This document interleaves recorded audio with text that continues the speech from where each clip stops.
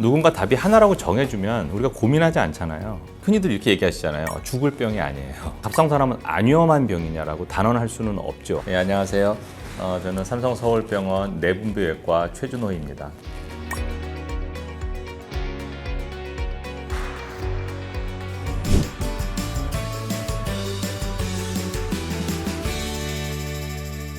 이제 갑상선암이 예후가 매우 좋은 병이라서 치료하고 난 다음에 삶의 질, 그다음에 미용적인 측면 이런 부분을 의사들도 거의 일찍이 한 90년대 후반서부터 관심을 갖고 개발하기 시작해서 방법이 갈리게 됐죠. 미용적인 방법으로 하는 방법 중에는 이제 내시경이라는 건 이제 목에 넣는 내시경들을 많이 환자분들 이해하시지만 그게 아니라 복강경 수술 장비를 활용해서 피부 밑으로 들어가서 약간 더 멀리서 목을 절개하지 않고 들어가는 방법으로 하는 방법이 먼저 이제 개발이 되고 거기서 조금 더 기술적으로 접근이 어려운 각도를 용이하게 움직일 수 있는 관절이 움직이는 로봇팔이 개발된 이후에는 이제 다빈치 시스템이라고 부르는 이제 그 로봇을 이제 조금 더 수술 영역을 확대하는 차원에서 적용하게 된 게 순서고요. 이제 2015년 이후에 어느 정도 전 세계적으로 동의가 이루어져서 표준화된 진료 권고안이 존재하고요.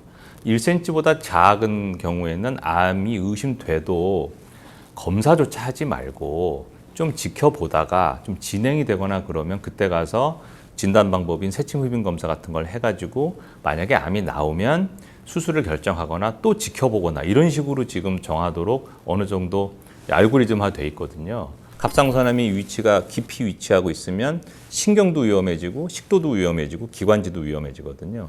그러니까 1cm가 안 되더라도 그런데 많이 접촉해 있는 위치에 있다, 너무 가까이 있다. 그런 경우에는 그게 수술로 뛰기 어려워서 신경이나 식도나 기관지를 손상시키기 전에 수술하는 걸 권하게 되고요. 1cm 정도 되는 혹인데 그쪽으로부터 충분히 거리가 좀 있다. 갑상선 자체가 다 해봐야 4cm, 4.5cm밖에 안 되는 기관인데 거기서 그냥 몇 밀리라도 떨어져 있으면 수술을 안 하고 지켜보기도 한다. 이렇게 이해하시면 정할 것 같아요. 의견차가 있을 수 있죠. 어떤 의사는 같은 위치의 병을 보고 이거 위치가 위험하니까 수술하자고 하고 또 어떤 다른 병원에서는 이 정도면 지켜봐도 된다고 하고 그럼 환자 입장에서 그럼 난 누구 말을 따라야 되는가 고민하시게 되는 부분이 사실 현장에서 가장 크죠. 환자랑 충분히 정보를 교환하고 정보를 드리면서 진료 권고안 기준 그다음에 경험에 비춘 이제 전문의로서의 개인적인 사견을 포함해서 충분히 의견을 통해서 정보를 드리는 것이 중요하죠. 갑상선암에서 90% 이상을 차지하는 것은 갑상선 유도암인데 누워있는 환자를 초음파로 이렇게 단면을 내서 봤을 때 어둡게 보이면서 경계가 안 좋고 왠지 콩을 세워놓은 것처럼 털러된 와이드로 생겼다. 그러면 90% 이상 이건 그냥 검사 안 해봐도 암이다. 이렇게 말할 수는 있어서 그렇게 특징적인 경우가 암의 경우에는 대부분이고 그렇지 않은 경우도 많기 때문에 초음파만 가지고 모양 갖고 말할 수는 없고 반드시 이제 미세침 흡인 검사를 통해서 세포 검사를 통해서 암 세포를 확인하고 이제 진단은 이제 이렇게 되죠. 정기적으로 초음파를 보는 게 좋겠냐고 물으신다면 저는 보시는 게 좋다고 말씀드리고 싶어요. 왜냐하면 이미 암이 치민이 많이 진행된 경우에는 주변 기관이라는 게 결국 먹고 숨쉬는 기관들인데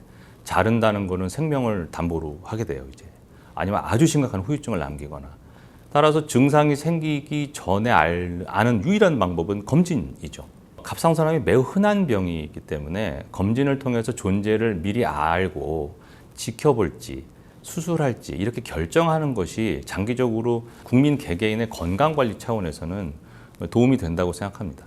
예를 들면 대장암 같은 경우는 잘 알려져 있는데요. 아무 이상이 없으면 5년 간격으로 봐라. 또 이상이 있으면 뭐 매년 봐라. 용종이 있어서 띄었으면 그 다음 해 또 봐라. 뭐 이런 게 있잖아요. 갑상선암은 그렇게 위험한 병이 아니니까 그런 구체적인 가이드라인까지 말씀드리기는 어렵고요. 40대라면은 아마 2년에 한 번씩은 하실 거거든요. 갑상선에 아무런 병변이 없다. 그런 분들은 대장 이상으로 더 안전하다고 보고 심지어 암이 걸려도 굉장히 천천히 진행하기 때문에 5년, 6년 있다가 봐도 아무 상관이 없고요. 결절이 있는데 모양이 좀 애매하다거나 암일 수도 있겠다. 심지어 뭔가 의심되는 혹이 있으면 그때 가서 1, 2년 간격으로 보셔도 충분하고요. 그 정도는 권장할 만합니다. 약 반죽이죠, 그게. 반죽 안에 마이크로그램 단위의 극미량의 갑상선 호르몬을 합성해서 섞어 놓은 거예요. 아미노산 2개에다가 요드만 붙이면 유기화학적으로 볼 때 아주 합성이 간단한 호르몬이기 때문에 아주 오랜 옛날부터 합성됐어요. 호르몬을 이제 녹여놓은 거예요. 그러니까 호르몬을 먹냐 안 먹냐는 순전히 환자의 피 검사 결과 갑상선 기능에 따라서가 결정되겠죠. 갑상선을 예를 들어서 반을 떴다고 치면 반이 남아 있잖아요. 제 기능을 할 수도 있고 못 할 수도 있죠. 못하면 처방해 드릴 거고 충분하면 안 먹으면 돼요. 다만 암이 좀 많이 진행되거나 그래서 광범위수 절제술을 하고 갑상선을 다 떼었다. 남은 갑상선이 없어요. 그러면 평생 매일 아침 호르몬을 보충해 주지 않으면 안 돼요. 왜냐하면 모든 척추동물의 생명 유지에 필수 호르몬이에요. 갑상선 호르몬이. 그러니까 없으면 안 되니까 드시는 거죠. 그렇게 이해하시면 되겠습니다. 잊고 지내지 않고 정기적으로 의사를 만나서 점검을 받고 같이 이 추적 관찰하는 거에 동참한다는 뜻으로 액티브 서베일런스라고 이해하시면 되는데요. 그래서 능동적 감시라는 거는 스케줄에 따라서는 초기에 한 6개월 간격, 그 다음에 변화가 없으면 1년 간격 이런 식으로 10년이고 20년이고 지켜보는 거를 의미하는 것이고 그렇게 지켜보자는 생각을 처음 한 분은 이제 일본의 닥터 미야우치인데 고베에 있는 구마병원에서 95년대도 이제 전국적으로 초음파가 보급이 돼서 그때부터 초음파를 보고 수술 안 하고 지켜보겠다고 한 거예요. 그리고 10년 정도 지켜본 시점에 논문을 발표했죠. 1000명 이상을 지켜봤는데 95% 이상이 암이 안 변하더라. 진행을 안 하더라. 그중에 2.8%, 3% 정도만 조금 진행이 돼서 수술을 권했을 정도니까 수술 안 하고 지켜봐도 위험하지 않겠다. 단 수술을 할 수 있는 전문의가 보면서 판단을 하는 것은 필요하다. 이제 이 정도의 결론을 근거로 해서 다른 나라에서 많이 연구하고 추가적으로 관찰한 데이터를 쌓은 후에 2015년에 이제 미국 갑상선학회에서도 인정해서 그럼 전 세계적으로 갑상선암 환자는 수술 안 하고 좀 지켜봐도 되겠다. 그렇게 이제 얘기가 진행이 된 것이죠. 환자가 정서적으로 불안해하는 것을 가이드라인에 수술 안 해도 되는 상태라고 했으니까 당신은 수술 받으면 안 된다고 말하는 것도 저는 옳지 않다고 생각하고요. 실제로 그래서 불안해하시는 분들은 제가 수술을 계획을 잡아서 수술해드린 분들이 있고요. 다만 권하는 부분은 계속 강조를 드리죠. 예를 들면 환자분은 위험하지도 않고 저랑 10년, 20년 보셔도 되고 제 후임으로 저 은퇴한 다음에 오는 의사랑 또 보셔도 될 것 같은데 불안해하실 필요가 없다는 말씀을 드리고 많은 분들은 그에 동의하시고 안심하시지만 정서적으로 굉장히 힘들어하는 분들이 계세요. 그런 경우에는 범위를 줄여서라도 수술을 해서 없애놓고 추적 관찰을 하게 되고요. 대부분의 암들, 예후가 나쁜 암들, 위암, 대장암, 폐암, 유방암 이런 경우에 재발을 하면 5년 내에 해요. 그리고 재발하면 치료가 더 어려워지고요. 전신으로 퍼지고 전이를 해서 아주 독한 항암제를 쓰고 방사선 치료를 하고 수술은 못하고 이렇게 되거든요. 갑상선암은 수술이 끝나는 순간 일단 완치됐다고 보시면 돼요. 재발이라는 걸 왜 하냐. 갑상선을 다 띄었어요. 이제 암인데. 근데 암세포가 갑상선 밖에 숨어 있다가 주변에 흔히 숨어 있는 데가 림프절이에요. 이제 그런 면역 조직 같은 혈관 주변에 숨어 있다가 자라나와요. 그럼 이거 재발이죠. 갑상선암은 무서운 병이 아니니까 재발하면 또 뛰면 돼요. 대부분. 건강하게 여생을 보내시는데 별 지장을 안 줄 거거든요. 다만 매우 천천히 자라니까 10년이 넘어도 암세포가 살짝 다시 자라나오는 경우가 있어요. 처음 겪었던 수술보다 작은 범위의 수술을 통해서 쉽게 조절될 그런 형태로 재발할 수는 있어요. 계속 봐야 되냐? 뭔가 일찍 진단 받으시려고 검진을 받으시잖아요. 그런 좀 가벼운 마음으로 내가 혹시 뭔가 이상이 있나 보는 정도의 가벼운 의미를 두고 검진을 받으시기를 권하고요. 갑상선을 띈 자리는 기관지가 노출될 거고 목을 움직이는 데 쓰여질 근육들이 가서 늘어붙게 돼요. 협착이라고도 부르고 유착이라고도 부르는 현상은 우리 몸 어디를 수술하든 일어나거든요. 갑상선 수술했을 때 환자분들이 제일 걱정하는 게 목소리가 제대로 날까요? 그거예요. 제대로 나는데 얼마나 제대로 나냐는 생각해 봐야 될 문제예요. 예를 들어서 고음이 잘 나냐? 내가 1시간 떠들어도 되는 사람인데 10분만 떠들었더니 목이 잠겼어요. 그런 분들은 매우 흔하게 벌어지죠. 근데 많은 경우에 그것은 영구의 후유증으로 남는 것이 아니라 원래의 기능의 80%, 90%까지는 수개월 후에는 거의 비슷하게 회복이 돼요. 그렇지만 직업이 가수거나 목소리를 많이 써야 되는 분들 같으면 후유증으로 느낄 수 있어요. 1년이 지나고 2년이 지나도 내가 원래 냈을 정도의 고음이나 큰 소리가 안 날 수 있거든요.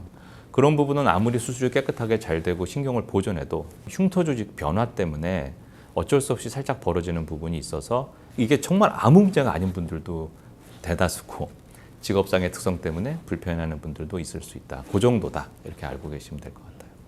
가족력에 대해서는 몇몇 연구들이 있고 특히 이제 서울대병원의 조보영 교수님이 가장 많은 데이터를 갖고 계세요. 그 수만 명의 서울대에서 진단된 환자들을 가지고 다른 미국이나 다른 데이터들과 대한민국 국민들은 어떤지 비교한 데이터가 있었는데 7 내지 8% 정도는 가족력이 의심된다 이렇게 나왔어요. 대부분 암들은 그 정도가 아니에요. 절반이거나 20% 30% 이렇게 가족력이 있거든요. 유전적인 성향이 별로 없다는 게 결론이었죠. 다른 암처럼 가족성이 있으면 무조건 광범위 절제를 하거나 그런 식으로 할 필요는 없다는 것이 현재 전체적인 이제 컨센서스라고 보시면 될 것 같아요. 우리 몸의 세포에서 다른 게 들어오면 그걸 죽이잖아요. 거기서 밸런스가 깨질 때 암이 걸리는 것이거든요. 갑상선암이 이렇게 천천히 자라고 별로 위험하지 않다면 앞으로 점점 더 많은 나라와 더 많은 인구군에서 이 병이 없어지지는 않을 거니까 지켜보는 쪽이 훨씬 압도적으로 많아질 거라는 거는 쉽게 예측해 볼 수 있고요. 최소 침습적이고 덜 아프고 미용적인 방법의 수술이 조금 더 많이 보급이 돼야 되겠죠. 의료 선진국, 미국이나 독일이나 일본에 가보셔도 크게 절개해서 그냥 수술하고요. 우리나라처럼 이렇게 첨단 술기를 많이 개발하고 동원해서 하는 나라는 지구상에서 대한민국이 유일하다고 보시면 정확하거든요. 갑상선을 반만 띄었을 경우에는 피로감이 연계성이 인과관계가 없다고 볼 수 있어요. 근데 갑상선을 전체를 다 띈 다음에 갑상선 호르몬을 합성된 것을 매일 아침 빈속에 먹는다고 했을 때는 많은 분들이 오후에 일찍 피곤해진다. 만성 피로감을 견딜 수가 없다. 그런 얘기를 많이 하시거든요. 왜냐하면 호르몬이 먹고 한동안 혈중 레벨이 올라갔을 때는 기운이 팍 나고 흥분 상태가 됐다가 점점점 갑자기 급격하게 기운이 떨어지는 걸 경험하시게 될 텐데 그것은 현재 나온 합성되는 갑상선 호르몬이라든지 이런 제형 가지고는 극복하기 어려운 현실적인 문제가 있어서 피로감을 덜 느끼는 방법은 규칙적인 생활, 운동 이런 것이겠죠. 그다음에 식생활 부분에서는 갑상선 호르몬이 우리 몸에서 활성화가 잘 되게 하는데 도움이 되는 영양소는 잘 알려져 있어요. 대표적으로 금속 원소 중에 셀레늄이랑 아연 같은 성분이고요. 여러 가지 몇 가지 비타민들이 도움이 된다는 게 알려져 있어서 무조건 영양제를 약국에서 찾으시지 말고 마트에서 장 보실 때 조금 더 신경 써서 식단을 꾸리시면 그나마 조금 도움이 되지 않을까 그런 생각이 듭니다. 보통 맞춤 깨고 바로라고 제가 말씀드리는데요. 자영업 하시거나 개인적으로 하시는 분들은요, 맞춤 깨면 다 이제 회진 가보면 그날 저녁에 이미 컴퓨터 켜놓고 일하고 계시더라고요.